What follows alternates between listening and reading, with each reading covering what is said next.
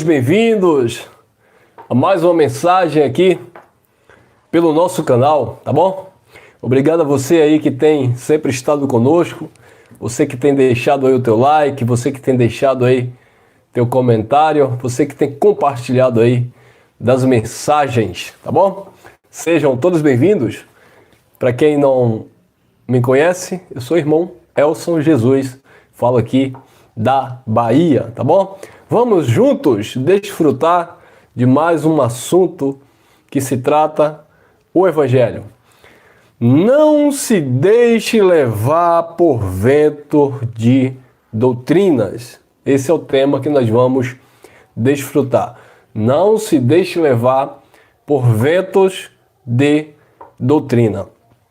Queridos, isso é bem interessante porque nós que ministramos a palavra da graça, o Evangelho do Cristo ressuscitado, às vezes algumas pessoas se incomodam, né? E elas se sentem ofendidas. Ah, porque vocês ficam falando contra as igrejas, vocês ficam falando contra os líderes religiosos, e por que isso, e por que aquilo. Queridos, quando nós usamos a palavra de Deus para transmitir a mensagem contida nela, naturalmente, amados, naturalmente esta palavra, ela vai de encontro a muitos conceitos religiosos. Não precisa a gente forçar a barra, não, naturalmente, é um processo muito que natural. Porque se você olhar, na época de Jesus de Nazaré e os seus apóstolos, a briga era justamente essa, doutrinária, né? Jesus dava a sua palavra, o povo não recebia, e aí o povo dizia que tinha Moisés, porque Deus falou com Moisés no monte, mas Jesus, ninguém sabia de onde Jesus tinha aparecido. Aí Jesus dizia, olha, eu não acuso vocês perante o Pai, há um que vos acusa perante o Pai. Porventura Jesus estava falando do capeta, Não, aí Jesus disse, João 5,45, Moisés acusa vocês perante o Pai, falando da lei de Moisés, né, que era oposta, né, ao Pai por causa da fraqueza da carne.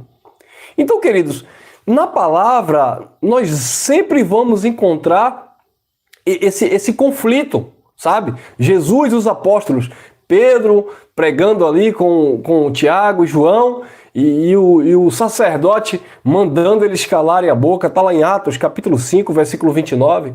Nós já não damos ordem para vocês não ensinarem em nome deste homem? E aí Pedro declara, importa é agradar a Deus, servir a Deus, do que aos homens. O mesmo apóstolo Paulo, Gálatas, capítulo 1, versículo 10, Paulo disse, se fosse para agradar os homens, eu não seria servo de Cristo.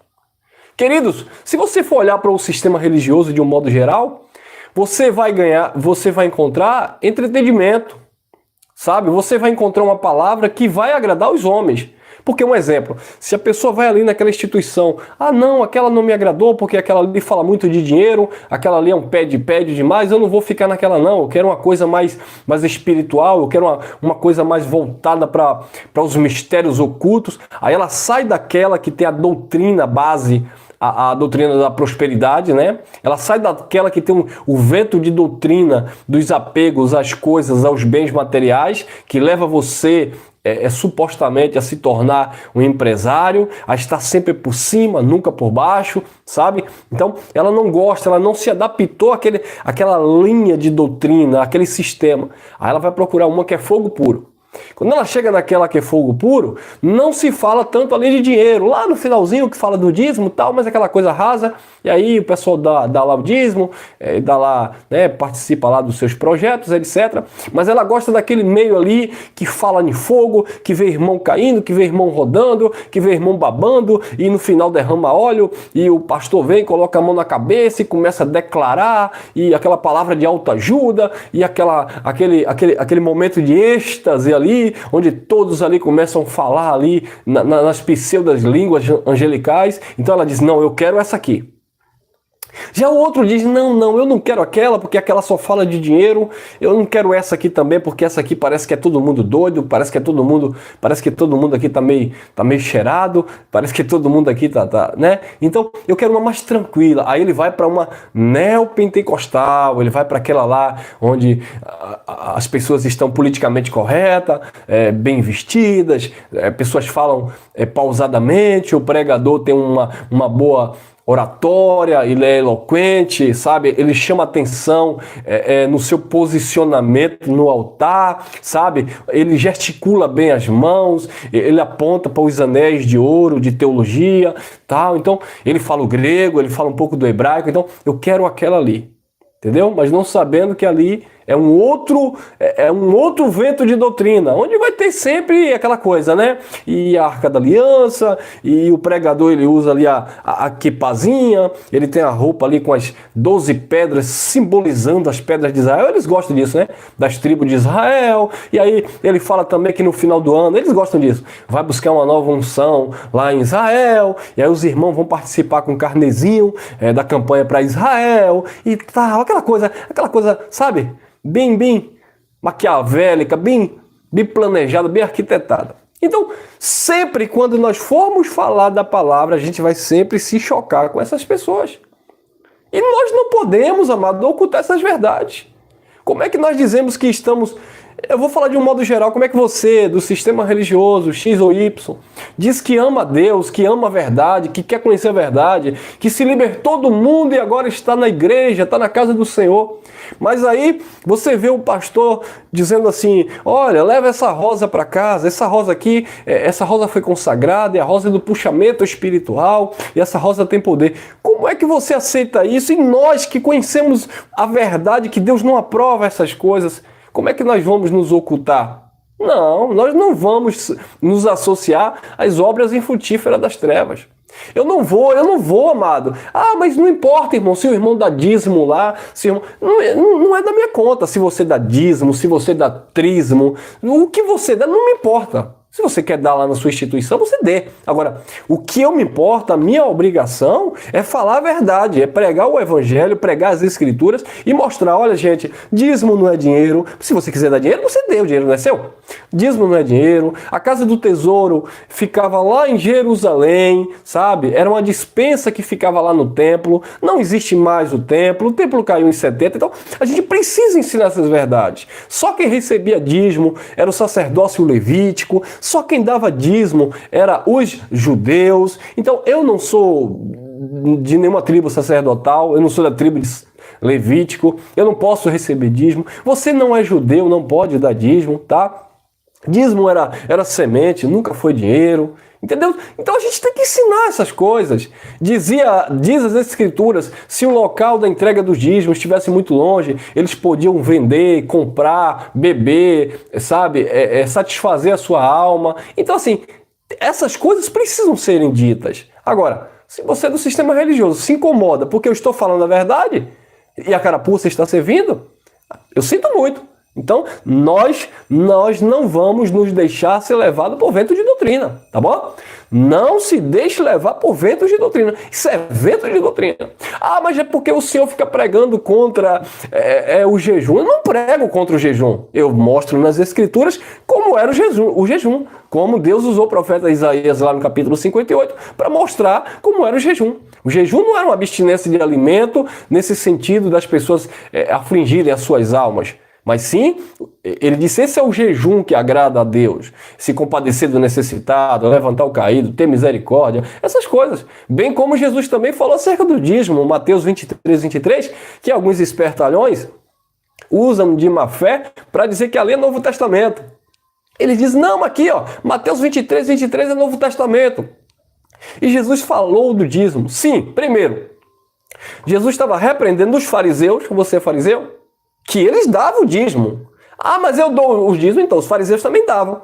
Jesus repreendeu os fariseus que davam o dízimo do endro, do cumim, da hortelã e negligenciavam o mais importante de quê? Da lei, porque Jesus estava no cumprimento da lei. A justiça, o amor, a misericórdia. Então era disso que Jesus estava falando. Ou seja, Jesus estava dizendo, vocês negam de fato o mandamento de Deus para ficarem aí, se justificando pelas obras meritórias. Porque eu dou dízimo de tudo que eu possuo, tal e tal. Então, Jesus estava repreendendo aquele povo. Lembrando que ali não é Novo Testamento. O Novo Testamento, ele nasce a partir do derramamento de sangue. No sangue de Jesus nasce a nova e eterna aliança. É inaugurada a nova e eterna aliança. Então, ali Jesus está cumprindo a lei. Mateus 5, 17 e 18. Jesus está no cumprimento da lei. Não é Novo Testamento. Ah, mas está escrito aqui na Bíblia. Sim, mas isso aí foram os tradutores que colocaram.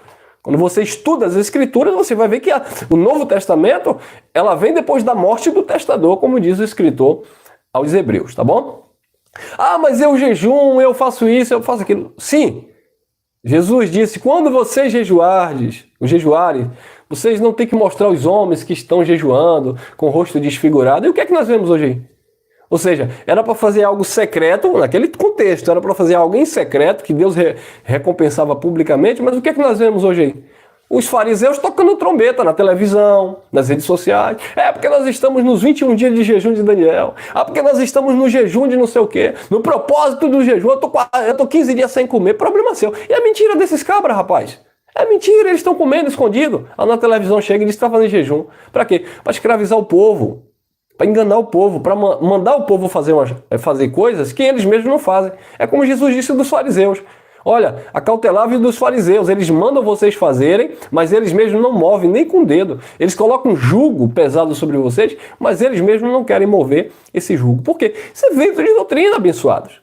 Então eles ficam aí fazendo essas campanhas, esses votos, venha sacrificar no altar. A maioria, não vou também generalizar, mas a maioria desses pastores teólogos, principalmente esses doutores aí, doutores em divindade, que querem ser o próprio Deus, eles sabem que altar, amado, não é aquela plataforma elevada que tem lá na igreja evangélica deles. Altar, biblicamente falando, era uma caixa quadrada de madeira de acácia, revestida de bronze, por 2 metros de largura, 1,20 m de profundidade, que jogava ali dentro. O altar era o local de jogar os sacrifícios. O sacerdote matava ali o cordeiro, né? E espargia o sangue sobre a congregação de Israel, sobre o povo de Israel, e pegava o sacrifício, a carne ali, e jogava ali dentro e colocava fogo. Por isso que tem lá na lei, e o fogo arderá continuamente aonde? No altar, e não se apagará. Então, o fogo tinha que arder no altar, porque enquanto havia fogo, havia sacrifício. Enquanto havia sacrifício, Deus estava vendo que o povo estava, digamos assim, se importando, estava tentando, na medida do possível, voltar para ele, embora pela lei nenhuma carne seria justificada. Porque na lei tudo era sombra, na verdade, porque até aquele cordeiro da lei que era sacrificado, ele já apontava para o cordeiro perfeito, que foi Cristo Jesus, quando João Batista diz, eis aí o cordeiro de Deus, esse sim, esse tira o pecado do mundo. E de fato tirou, que foi o pecado da transgressão da lei. Então, queridos, precisamos observar essas questões. E tudo que foge disso é vento de doutrina. Então, quando as pessoas são levadas pelos ventos de doutrina, quem é que vai mostrar? Não é a palavra, não é as escrituras que vai mostrar o que é correto, em que contexto nós estamos. Nós não somos judeus, tá? Eu não vou dizer que nós somos gentios, porque para Deus hoje não existe nem judeus nem gentios. Mas nós não somos judeus de sangue. E aqueles que não eram judeus, que a Bíblia chama de gentio ou estrangeiro grego, eles não receberam a lei de Moisés. A lei foi para os judeus. Malaquias capítulo 4, versículo 4, a saber, estatutos e ordenanças que Deus deu a Moisés, seu servo, para Israel, para a nação de Israel. Então, precisam entender isso, porque se não entende isso, estão vivendo o vento de doutrina. Ah, irmão, mas o dízimo é para ajudar e sustentar o presbitério. Não existe isso, abençoados. Não existe isso. Paulo pregava, Pedro pregava, o próprio Jesus, por exemplo, ele pregava. E ele não recebia dízimo. Existia ali o Judas que andava ali arrecadando, né, ofertas, mas também eram ofertas ali voluntárias, que as viúvas davam, as pessoas davam, porque Jesus andava ali com a comitiva ali, Jesus andava com muitas pessoas, Jesus também tinha gasto, né? Interessante isso. Embora Jesus não tivesse uma congregação, não pagasse aluguel, mas Jesus tinha gastos ali a seu serviço, que ele recebia oferta, não é isso? Diz que Judas metia a mão lá na sacola e pegava as ofertas que era colocada ali. Então Jesus tinha gasto. Jesus, por certo, não está escrito, mas nós Entendemos que Jesus, por certo, alimentava muita gente por onde ele passava e não era alimentando apenas com os milagres que ele fazia de multiplicação de pães, porque senão ele não precisava arrecadar oferta. E diz que o pessoal dava oferta e Judas, né? Era o tesoureiro, por assim dizer, tesoureiro ladrão. Então, por quê? Porque, infelizmente, né, amado, em qualquer tempo, em qualquer período da história, sempre existiu essa questão de despesas, né, de gastos, isso sempre existiu. Por exemplo, na época de Abraão, os despojos das guerras, eles trocavam as moedas, trocavam mercadoria, vocês sabem disso. Mas isso não vem ao caso. A questão é que os ventos de doutrina, eles têm se levantado desde a época de Paulo, na época de Pedro, né, na época de Jesus de Nazaré. No nosso século não é diferente. Existem vários ventos de doutrina. Agora o que acontece? Você do sistema religioso, aí você vai olhar para mim e você vai dizer que eu sou um vento, que nós somos, por exemplo, um vento de doutrina. Esse povo que está pregando a graça aí, eles dizem que não precisa sacrificar, eles dizem que não precisa pagar o preço, eles dizem que a salvação eterna não se perde. Isso é vento de doutrina. Então, você que pensa dessa forma, você vai ensinar o seu público, na sua igreja, na sua instituição, dizendo que nós somos ventos de doutrina. Como eu não tenho nada contra a sua pessoa, não é nada contra carne e sangue, a nossa questão aqui é doutrinária, eu vou apresentar também os meus argumentos bíblicos, mostrando que vocês é que estão passando ou praticando vento de doutrina. E aí, aquela coisa, né, meu irmão? É Deus que vai convencer, é Deus que vai ministrar, porque não é porque você diz que eu sou um vento de doutrina que aqueles que Deus abriu os olhos vão cair. E não é porque também eu digo que você é um vento de doutrina que aqueles que estão cegos vão acreditar. Então, cada um liga a sua vida, cada um desenvolva aquilo que Deus otorgou em suas mãos. Estou eu aqui fazendo e cumprindo aquilo que cabe a mim e você cumpre aí aquilo que cabe a você cumprir. Se você acha justo, como um pastor tá pedindo dízimo em dinheiro, mandando as pessoas sacrificar no altar, se você acha justo, você acha que isso agrada a Deus, tá mandando as pessoas buscar o Espírito Santo no monte, quando a Bíblia diz que o Espírito Santo habita em nós. Se você acha justo, enganando as pessoas que congregam com você, que se reúnem com você, dizendo que Deus está naquele lugar, que aquela casa ali é a casa de Deus, quando a Bíblia, a palavra de Deus diz que Deus não habita em templos feitos por mão de homens, então fica aí com essa que você acha que é justiça, que eu vou continuar com aquilo que eu acho que é correto, que é justo, tá bom? Então, ficamos assim, então estejamos em paz. Fale o que você quiser falar e eu vou argumentar também, falar o que eu quero, porque nós estamos num estado laico e nós temos direito, liberdade de expressão, tá bom? Fale o que você quiser que eu vou falar também, dando um argumento para o público, aquele que nos acompanha aqui. Vamos lá. Efésios capítulo 4, versículo 14. Olha o que diz o apóstolo Paulo. Para que não sejamos mais meninos inconstantes. Olha o perigo, meninos inconstantes. Paulo disse que quando eu era menino, eu pensava como menino, eu agia como menino, eu discorria como menino. Logo que eu cresci, eu deixei as coisas de menino. Quando você vai ver o contexto do que era Paulo dizendo que era menino, você vai ver que era a prática religiosa de Paulo, o judaísmo. Paulo disse que cresceu aos pés de Gamaliel, circuncidado ao 8º dia, de hebreu, segundo a lei foi fariseu, zeloso das tradições de seus pais. Ele sobressaía aos jovens da sua época dentro do judaísmo. Então, Paulo ele tinha aquele contexto religioso, aquele currículo maravilhoso para um sistema, só que quando ele recebeu a palavra de Deus, quando ele recebeu a mensagem da graça, ele disse, quando eu era menino, eu pensava e discorria como menino, mas logo que eu cresci, eu deixei as coisas de menino. E aí o mesmo veio aconselhando depois, para que não sejamos mais meninos inconstantes levados em roda por todo o vento de doutrina, pelo engano do capeta? Não, olha lá.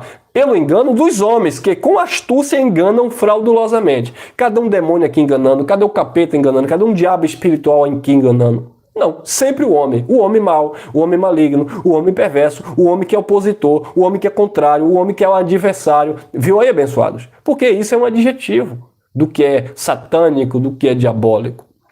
Então Paulo disse, para que não sejamos mais meninos inconstantes levados em roda por todo o vento de doutrina, pelo engano dos homens que com astúcia enganam fraudulosamente. Então, não é para você ser levado por ventos de doutrina. Olha em que contexto Paulo estava falando e olha o contexto que nós estamos vivendo. Porque quando você talvez você que me assiste pela primeira vez, leva essa toalha ungida, leva essa semente, leva essa caneta, faça aí um Pix ungido, leva esse envelope consagrado. Isso é evento de doutrina, abençoados. Oração da meia-noite, você manda aí um valor X, oração de 3 horas da manhã, porque é mais tarde, você manda um valor um pouquinho maior, a oração de meio-dia, como é de dia, vai ser mais em conta, e tal, e tal. Tem de tudo isso, abençoados, por aí, vocês sabem disso, e as pessoas pagam o preço por isso, as pessoas acreditam nisso, é lamentável. Faça um desafio com Deus e faça um voto com Deus. Engraçado que eles inventam de fazer um voto com Deus, mas não dá nada para Deus, é tudo para o homem, é tudo para a instituição religiosa. Faça um desafio com Deus. Nesse final de ano, nós passamos aí um momento difícil, desemprego, isso e aquilo, então você vai arrecadar aí um salário mínimo, dê seu jeito, toma até o agiota, mas em dezembro, na virada do ano, você vai trazer um salário mínimo para o altar. Você vai consagrar um salário mínimo no altar e ano que vem, 2022, você vai viver a prosperidade de Deus na terra. O camarada se acaba em vender geladinho, vender picolé, ele come cuscuz o mês inteiro, o resto do ano inteiro, mas ele quer deixar um salário mínimo para quando chegar no final do ano, ele dizer, eu vou sacrificar para Deus. E aí? Aí Deus manda o Pix lá do céu, né? O Pix aqui é anjos celestiais @.com, e aí você vai depositar o Pix para Deus? Claro que não. Vai para quem? Para os pastores. Vai para quem? Para eles terem vida boa, viajar no final do ano. Vai para quem? Para os homens abençoados. Então isso é evento de doutrina e as pessoas fazem, financiam tudo isso aí. Agora, se fosse para arrecadar alimentação, cesta básica, para doar para aqueles que estão famintos, ninguém participava, ninguém sacrificava, ninguém se esforçava. Mas como é para o seu ego, porque eles são levados por esses enganos de homens fraudulentos, e eles querem também obter vantagem, eles fazem tudo isso, eles querem participar. Porque, na verdade, é um jogo de barganha, lamentavelmente.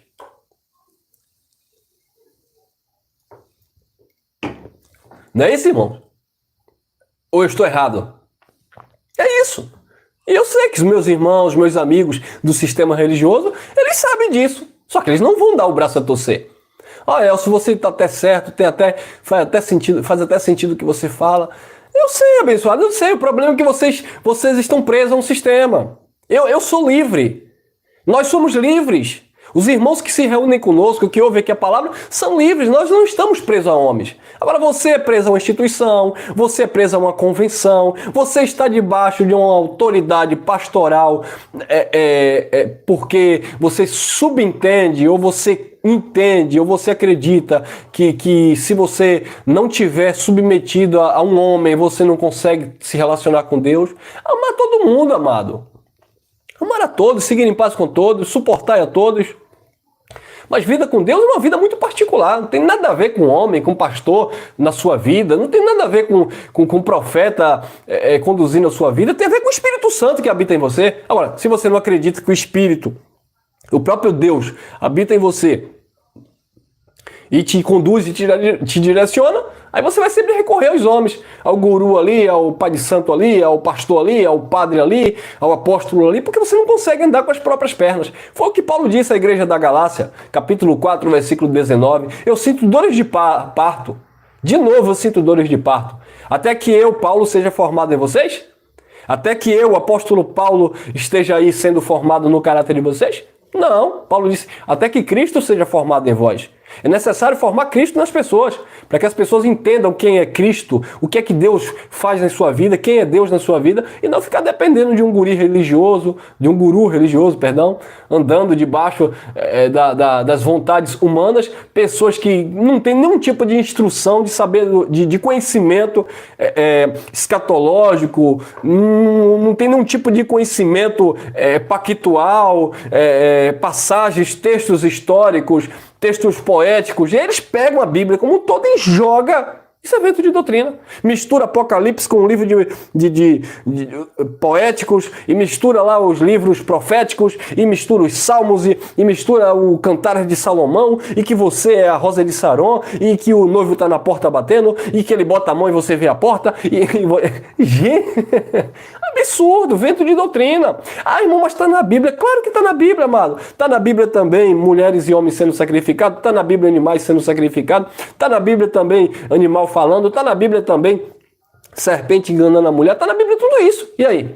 Você vai pegar toda a letra e receber na tua vida como uma doutrina, como uma palavra de Deus para conduzir a tua vida? Claro que isso não pode ser assim, mas infelizmente está na Bíblia. Está na Bíblia, então tá, vai. Não é isso? Tá na Bíblia, eu não sou careca, mas se me chamar de careca, se começar aí a aparecer aqui as entradas aqui, e me chamar de careca, eu vou orar e o leão vai vir, o urso vai vir e vai comer esses meninos aí, porque Eliseu, foi Eliseu, né? Eliseu orou e o urso...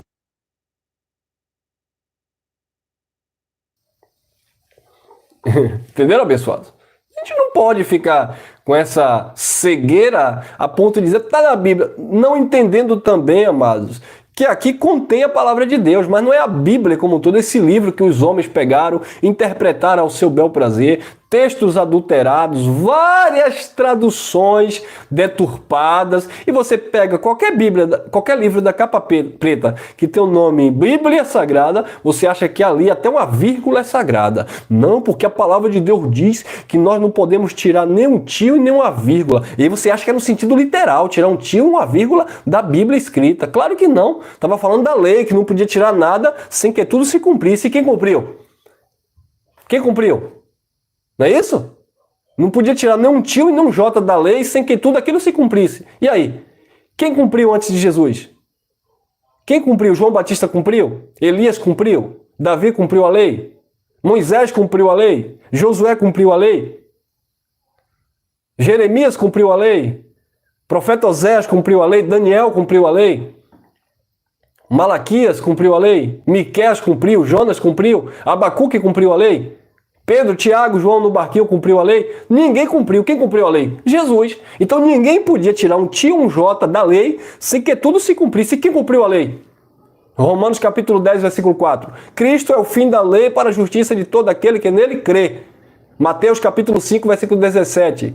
Eu não vim abirrogar, destruir a lei, mas vim cumprir. Então só Jesus cumpriu a lei. Ele cumpriu, rasgou o escrito de dívida nas ordenanças, Colossenses 2,14, e estabeleceu uma nova e eterna aliança, que é a graça. Então ninguém podia tirar um tio, um jota, sem cumprir o livro da lei. E Jesus veio e cumpriu. Se tornou maldição, porque para cumprir a lei tinha que pagar o preço, né? O salário do pecado era a morte. Mas o dom gratuito foi a vida eterna por Cristo Jesus. Jesus se tornou maldito dentro do contexto da lei, que era um pacto de condenação e morte. Era um ministério, melhor dizendo, de condenação e morte, como disse o apóstolo Paulo na segunda carta aos Coríntios, capítulo 2, versículos 7 e 9. Então Jesus veio e cumpriu. Agora as pessoas pegam ao pé da letra esses assuntos e dizem assim, irmão, você está tirando aí a vírgula, você está tirando um tio da letra, está escrito, maldito aquele que acrescentar ou tirar desse livro. Claro, da lei. Jesus não tirou nem acrescentou, Jesus cumpriu cabalmente aquilo que ele tinha que cumprir. Ainda que aos olhos dos fariseus e dos carnais da época, Jesus estivesse sendo usado por Beelzebu, Jesus estivesse ali endemoniado, Jesus tivesse isso e aquilo, mas ele veio e cumpriu exatamente aquilo que tinha que ser cumprido, estabeleceu a nova e eterna aliança. O pacto da graça para os judeus que saíram debaixo da lei e a graça, a plenitude da graça, a perfeição do Espírito em nossas vidas. Olha lá, 4,15. Antes, seguindo a verdade em amor, né, irmão? Tem que ser amor. Como é que você vai seguir a verdade se não tiver o amor? Seguir a verdade em amor. Quem segue a mentira da religião não ama Deus. Pode até dizer que está seguindo a Deus. Eu estou seguindo a Deus, eu sou crente, eu sou evangélico. Eu estou seguindo a Deus porque eu quero que meu filho saia da droga. Eu estou seguindo a Deus porque eu quero um emprego melhor. Eu estou seguindo a Deus porque eu quero casar. Eu estou seguindo a Deus porque antes eu comia cachaça no carnaval. Então eu na igreja eu não vou beber. Se eu não vou beber, eu vou guardar dinheiro. Se eu guardar o dinheiro, eu vou ter minha casa própria. Então eu vou seguir a Deus porque eu quero comprar minha casa própria. Não gasta no carnaval, mas se vacilar, o pastor leva tudo, né? Antes, seguindo a verdade em amor, cresçamos em tudo naquele que é a cabeça, Cristo. Cristo é o cabeça. É para crescer nele, não é na instituição religiosa. Você não vai fazer carreira na instituição religiosa. Você não vai prosperar na instituição religiosa. Você vai prosperar, você vai viver bênçãos, você vai descansar em Cristo, que é o cabeça, e não nos homens. Entenderam, abençoados? Olha lá. 1 Timóteo 1,4. naquele tempo, dentro daquele contexto, nos últimos dias, para o cumprimento daquele século, daquela geração que Jesus falava, né? Ali no primeiro século. Olha o que disse o apóstolo Paulo. Mas o Espírito expressamente diz que nos últimos tempos, aqueles últimos tempos ali, antes da consumação daquele século, apostatarão alguns, não são todos da fé, dando ouvidos a espíritos enganadores. Espíritos enganadores, esse espírito com E minúsculo, é sopro, tá? É vento de doutrina. Espíritos enganadores e a doutrinas, ensinamentos de demônios. Demônios são ídolos, tá bom? Então, o que é que Paulo estava dizendo? Que nos últimos tempos ali, para finalizar ali aquele século, para terminar ali aquele aion e começar uma nova era, depois da queda do templo e a parousia de Cristo, muitos estavam aparecendo ali, dando ouvidos, melhor dizendo, a espíritos enganadores e a doutrina de demônios, a doutrina de ídolos, ou seja, acreditando no conto da carochinha, acreditando em deuses egípcios, acreditando em deuses babilônicos, vento de doutrina, doutrina de demônio. Hoje a gente pode atualizar isso aqui. Os espíritos enganadores são esses pregadores aí com a Bíblia debaixo do braço, ensinando doutrina de demônios. Os demônios agora são atuais, né? É a doutrina de demônio da pombagira, a doutrina de demônio do tranca-rua. O camarada, ele era pai de santo, agora ele diz que é pastor. E aí ele vai contar a vida dele toda na igreja evangélica. Ele tem 15 anos de ministério, 15 anos que ele é pastor, do tempo que ele começou até ele morrer, ele falando que ele foi servo de Exu, que ele foi servo de Tranca-Rua, que ele viu Preta Véia e Maria Padilha e Mulambo e BBB. Doutrina de demônios, ele só sabe falar isso. E muitos vão atrás dessas coisas. Se apostatam, deixa a palavra mesmo, deixa o evangelho e vão atrás dessas coisas, doutrinas de demônios. Olha lá. Pela hipocrisia de quê? Olha lá. De um capeta, de um ser espiritual. Mais uma vez. Pela hipocrisia de homens que falam mentiras, tendo cauterizado a sua própria mente. E esses homens falando mentiras, tendo cauterizado a sua própria mente, não pense que era alguém que não tinha conhecimento da palavra, não. Eram pessoas que usavam as escrituras da época de Paulo. Entenderam, abençoados? Porque se eles estão dizendo que deixaram, se apostataram da fé e estavam dando ouvido a esses homens, eram homens que usavam também deste conhecimento, desses argumentos, dessa palavra, né, ou da palavra no seu tempo. Não era qualquer um, não. Eles deixavam aquelas pessoas, eles seguiam, melhor dizendo, aquelas pessoas que também pregavam, que falavam de Deus, que falavam disso. Lembra de Bar Jesus? Está lá em Atos capítulo 9, que Paulo repreende aquele profeta, falso profeta, que o procônsul Sérgio Paulo andava com ele, e todos achavam que aquele homem era um homem de Deus. Bar Jesus, ó, filho de Jesus. E aí Paulo começa a pregar o evangelho, o seu xará, Sérgio Paulo, se identifica com a mensagem, passa a ouvir Paulo, mas aí o falso profeta se levanta e tal, e não sei o que, tentando corromper o caminho do Senhor. E aí Paulo repreende, ele fica ali cego, e ali ele é conduzido por homens. Ou seja, sempre alguém se utilizando, se fazendo de Deus, usando as escrituras. É assim, ninguém vem para cá dizer que é falso profeta, rasgando Bíblia, ninguém vem para cá dizer que é falso profeta, queimando Bíblia, queimando igreja. Não, isso aí são esses homens que não gostam de religião, não gostam dessas coisas. Mas o falso profeta mesmo na essência, né, ele usa a Bíblia, ele usa o nome de Jesus, ele constrói templos religiosos, né? Porque ali é a área que ele atua. Ele não vai atuar no campo de futebol. Eu sou falso profeta e eu convido vocês aqui para vir no estádio aqui em Salvador, aqui na Fonte Nova. Não, ele vai para dentro de um templo religioso, onde já tem pessoas ali que vão ali ouvir, e ali ele vai lançar de fato os seus enganos.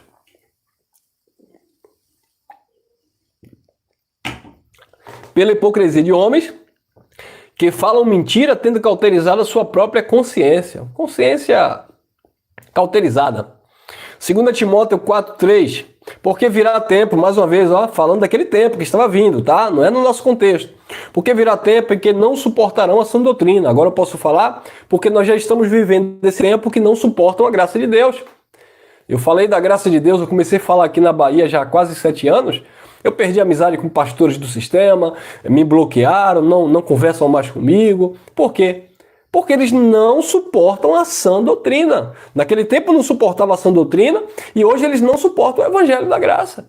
Eles não suportam me ver falando que dízimo não é para o nosso tempo. Eles não suportam me ver falando que Deus não habita em templo feito por mão de homens. Eles não suportam me ver falando que nós somos templo e morada do Espírito, que Deus não está no monte. Eles não suportam me ver falando que não é obrigado a congregar, se reunir, porque se não se reunir, você perde a sua salvação. Eles não nos suportam nos ver falando que salvação eterna nunca dependeu do homem, nunca dependeu de obra, nunca dependeu de sacrifício, mas dependeu do próprio Deus ter escolhido. Então eles não suportam essas coisas. Por quê? Porque eles querem ter meritocracia. Eu aceitei, eu escolhi, eu levantei a mão, eu que deixei a cachaça e fui seguir Jesus. Não estou dizendo para você seguir Jesus cheio de cachaça, não, meu irmão. Eu também deixei a cachaça, eu nunca fumei, né? Mas enfim, eu deixei cachaça, deixei essas coisas, prostituição, deixei mentira, deixei esses enganos, deixei todo esse contexto, né, que o religioso diz. Deixei o mundo. Eu não deixei o mundo porque eu não estou morando em Marte, eu estou morando aqui no mundo ainda, no planeta Terra, tá? Na Bahia. Então, eu deixei esses hábitos que eu tinha outrora, porque eu julguei necessário, mediante o conhecimento que eu tenho de Deus, que eu não dependo daquilo. Eu não preciso daquilo para ser feliz. Eu não preciso, então eu deixei, tá? Mas não é porque eu deixei, agora eu sou salvo, mas, se eu não tivesse deixado para ser salvo, não, meu amado. Sempre foi Deus agindo, ministrando, curando as feridas da alma, libertando dessas coisinhas que nos prendia, assim como tem sido na sua vida, entendeu? Então sempre foi Deus, não foi nada do homem, não foi nada de pagar preço, não. Você foi educado, nós fomos educados. Tudo é lícito? Sim. Tudo convém? Não. Eu posso todas as coisas? Tudo é lícito? Eu sou livre? Sou livre em Cristo. Mas convém eu viver e praticar? Não, calma aí. Eu tenho que me responsabilizar pelos meus atos. Entendeu? O evangelho da graça de Deus, ele te ensina a ser responsável. Agora, a religião, o sistema religioso, te ensina a ser medroso, te ensina a ter medo de Deus, medo do diabo, medo de perder a salvação, medo disso, medo daquilo, e aí você se sente ali na obrigação de praticar a religiosidade, porque você não consegue viver espiritualidade. Praticar religiosidade é uma coisa, viver espiritualidade é outra coisa totalmente diferente. Entenderam, abençoados? Porque virá tempo que não suportarão a sã doutrina, mas tendo comichão nos ouvidos, amontoarão para si doutores conforme as suas próprias concupiscências. Então, eu não gostei de você, irmão Elcio, então eu vou amontoar para mim doutores e mestres conforme minhas próprias concupiscências. Eu gosto daquele, porque aquele ali disse que vai derramar óleo na minha cabeça. Aí existia um pessoal que se reunia conosco, ele disse, eu vou ter que ser consagrado a pastor, porque o quê? Porque não sei o quê. Eu falei, rapaz, a gente não consagra ninguém, não existe consagrar ninguém a pastor. Não. Mas eu tenho que ser consagrado a pastor, porque eu faço culto na minha casa, e se eu não for consagrado, e não sei o quê, bababá. E foi lá, pagou acho que 20 conto por mês, fez lá um documento, assinaram lá que ele é pastor, e aí derramou óleo, e aí ele saiu do meio dos irmãos que se reúnem em graça, porque agora ele diz que é pastor do sistema. Eu ia fazer o quê? Eu ia consagrar eles? Não faz sentido. Isso é vento de doutrina, irmãos. 1 Coríntios 3,11. Porque ninguém pode pôr outro fundamento além do que já está posto, o qual é Cristo Jesus. Ninguém pode pôr outro fundamento além do que já está posto, o qual é Jesus Cristo. O fundamento é Jesus Cristo. Se coloca um outro fundamento, é vento de doutrina. O fundamento é Jesus Cristo, e dentro do período que Paulo apresentou esse fundamento havia promessa, nesse fundamento havia cruzamento pactual, nesse fundamento havia remoção das coisas abaláveis. Então, nesse fundamento que Paulo apresentou, que é Cristo, havia alguns elementos, que iriam se desfazer. Agora, o fundamento era Paulo? Não, o fundamento era Cristo. Quando Paulo morreu, veio a queda lá do templo de Jerusalém, veio o juízo lá no ano 70 para os judeus. Então, o fundamento continua. Agora, nós estamos sobre a edificação, que foi a realização de todas as coisas, plenitude da graça, obra 100% consumada, sem nenhum tipo de esperança de salvação, de redenção, de glorificação. Então nós estamos no mesmo que era fundamento Cristo, mas nós estamos em outro patamar, em um patamar de superior glória, em um momento, em uma posição muito mais privilegiada no que tange aquela situação que os irmãos viveram no primeiro século do que eles, entendeu? Mas o fundamento pode ser tirado? Eu posso tirar o fundamento que é Cristo e colocar um terceiro fundamento de uma terceira plenitude, de um terceiro evangelho? Não, o fundamento continua Cristo. Agora o entendimento aumentou? Ok. Foi aperfeiçoado no entendimento? Beleza. Desenvolveu, sabe, um conhecimento acerca da plenitude, do tempo que nós estamos inseridos? Ok. Mas com o pé no freio, entendendo que o fundamento não pode ser removido, porque o fundamento é Cristo, tá bom? Romanos 6,17, olha o que Paulo disse. Mas graças a Deus que, tendo sido servo do pecado, praticante lá, ou vivendo debaixo do ministério de condenação e morte, obedeceste de coração a forma de doutrina que fostes entregue. Qual foi a forma de doutrina que Paulo entregou a esses irmãos?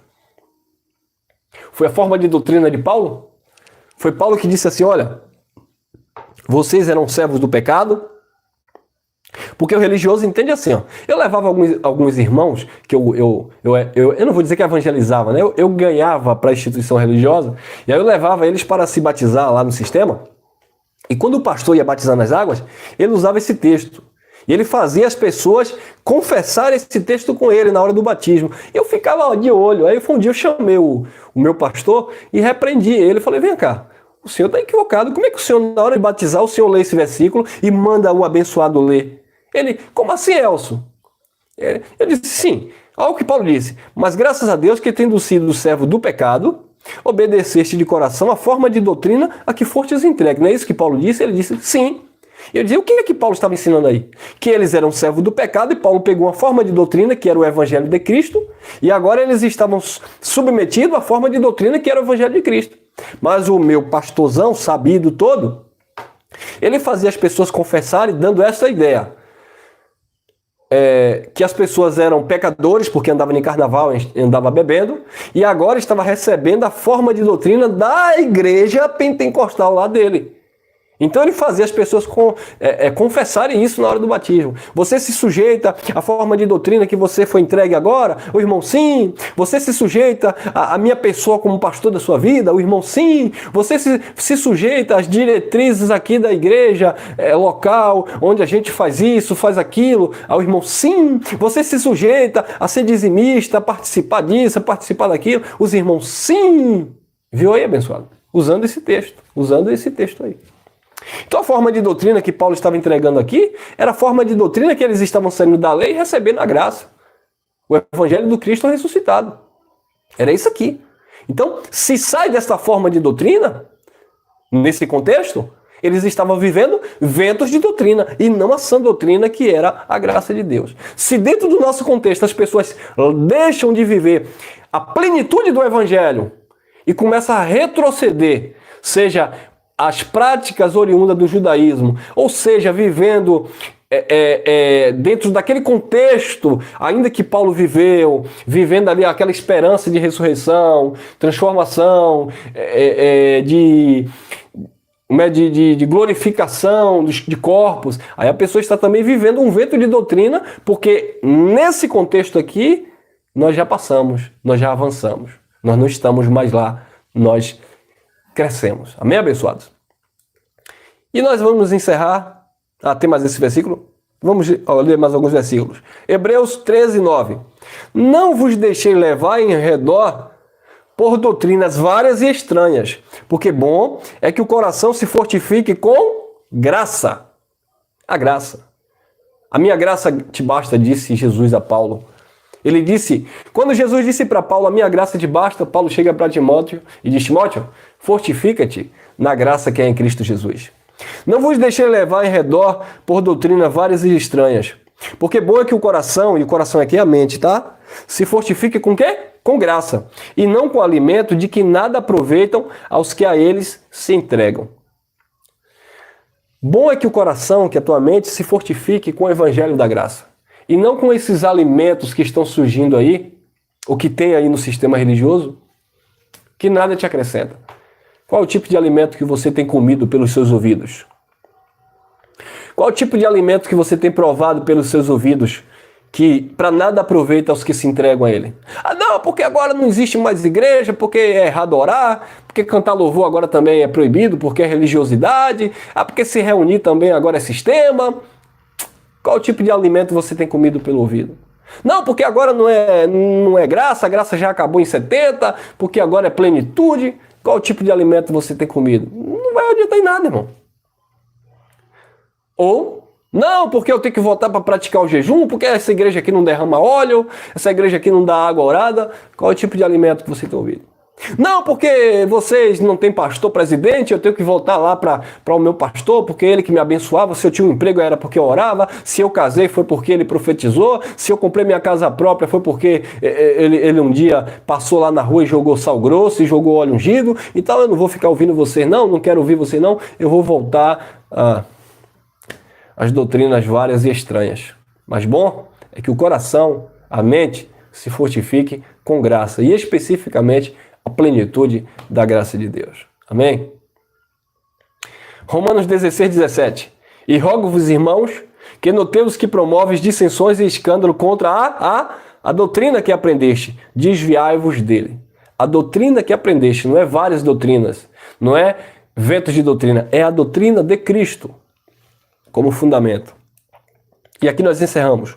Porque os tais não servem a nosso Senhor Jesus Cristo, mas ao seu ventre, e com suaves palavras e lisonjas enganam os corações dos simples. Os tais não servem a Cristo, não servem a Deus. Aliás, dizem que não queria mais nada. Tem gente que estava pregando evangelho que agora já diz que é ateu. Tá feia a coisa, né, irmãos? Tá complicado. Mas enfim, não dê ouvido a ventos de doutrinas. Permanece firme na palavra do Eterno.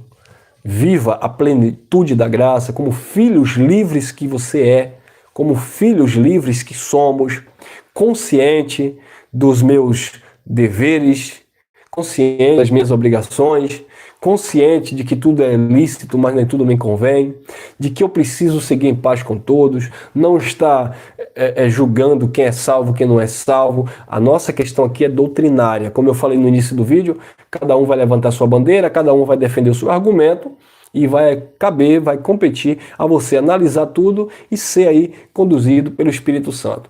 Paulo diz que come carne, não julgue quem come legume. Não julgar no que tange a vida eterna, salvação, se é, se não é, tá?